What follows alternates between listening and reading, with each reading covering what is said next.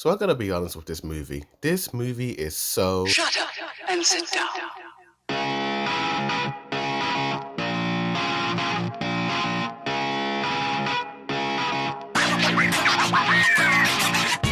Yo, what's good, support you reviews. Of course, heavy spoilers for Jujutsu Kaisen the Zero movie, you've been warned. Directed by Sung Hoon Park, produced at MAPPA, based on the Jujutsu Kaisen Zero manga by Gege Akutami. Our main hero, Yuta Okatsu, gains control of an extremely powerful cursed spirit and gets involved in the Tokyo Jujutsu High School. I wasn't expecting to see a lot more scenes with these characters, particularly people like Maki, Panda, and Inumaki. I thought it would be in the film for like maybe the last portion of it and then that's it, but they were practically in the movie for quite a bit, and I love their sort of relationship with Yuta. He's just such a lovable dude. Yuta and Rika's relationship, this sort of demon monster who still has the spirit of Rika, but it's just consumed by all this sort of madness and all this negativity.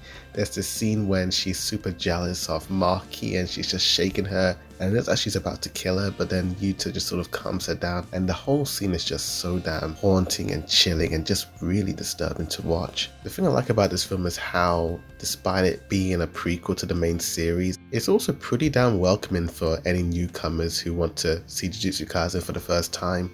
They reintroduce characters from the main series and their special abilities, but it doesn't feel like it's sort of rehashing old things. It's like they're reintroducing these guys, but we're getting a little bit more of who they are as people, like Inumaki. As much as I love the main trio with Itadori, Megami, and Nobara, I flipping love this group as well, and I kind of want to see more adventures with Yuta, Maki, Panda, and Inumaki. As an anime only, that would be pretty hyped to see them. Suguru Gato is an interesting villain. I wasn't expecting him to be the main villain of the film. Even though he was in the trailers, I just sort of got this feeling that he was just going to appear every now and again, but it's actually pretty damn cool to finally get more character from this guy. I mean, he keeps appearing in the show every now and again, and he's with the villains, but he's also a Jujutsu sorcerer, and I was always so curious to know why he's with these bad guys and what his deal is. And to be honest with you, I still don't really understand this guy, but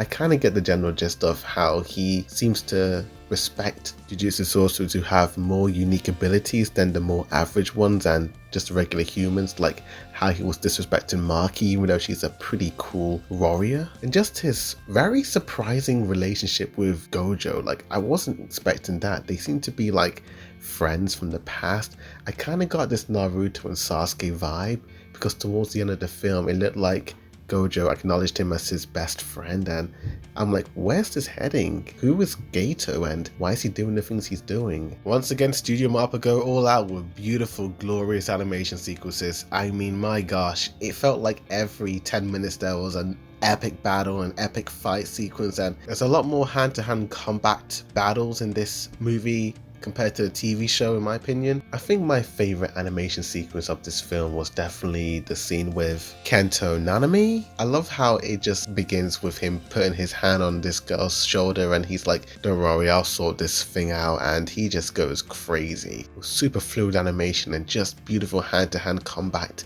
moments. But with that said, let's talk about the mixed aspect of this film, and that's the pacing. While the majority of the film had a pretty nice, even out pacing, there were some portions of the film where whenever we cut to a flashback, it would just cut really awkwardly to the present moment, and it just felt kind of unnatural sometimes. I would have liked a little bit more backstory and more information on the main villain of the film. There were some demon-like designs in this film that looked a little bit weird and just not really my cup of tea, and some of the animation on them didn't look all that fresh, mainly in the beginning parts, but then later on they started to look pretty interesting and very detailed like. Let's talk about probably the bad, and I will admit that I feel like they were trying to cram in a lot of character development for side characters and characters who just sort of pop in and out. I did rewatch this film in the dub yesterday, and while the majority of the dub was pretty damn good and really well solid, there were some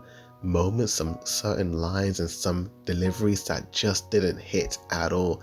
It was sometimes borderline cringe at times. Not the actor's fault, I'm sure it's just the script and the director, but just some little moments here and there that just didn't really hit in the English dub. But that's just my silly little nitpick. Overall, Jujutsu Kaisen 0, the movie, is a pretty action-packed film with surprisingly a lot of good characterizations with side characters that I'm super hyped to see in the future, particularly Yuta and Maki and Inumaki and Panda. Yeah, I'm not gonna lie, season 1 was okay, but man, like, the way the story was developed in this movie, I'm actually more hyped for Jujutsu Kaisen season 2 now, and with that I'm gonna give this film an 8 out of 10. I'll give it an A-. Go check it out right now, I highly recommend it. But tell me in the comments down below what you guys thought of this film if you've seen it. Did you like it? Did you hate it? What was your favorite part and your least favorite part? Tell me. Like this video, subscribe for more anime, manga, reactions, reviews, comparisons, breakdowns, rankings, and more. But thank you for watching, and as always, Boarded Reviews signing out.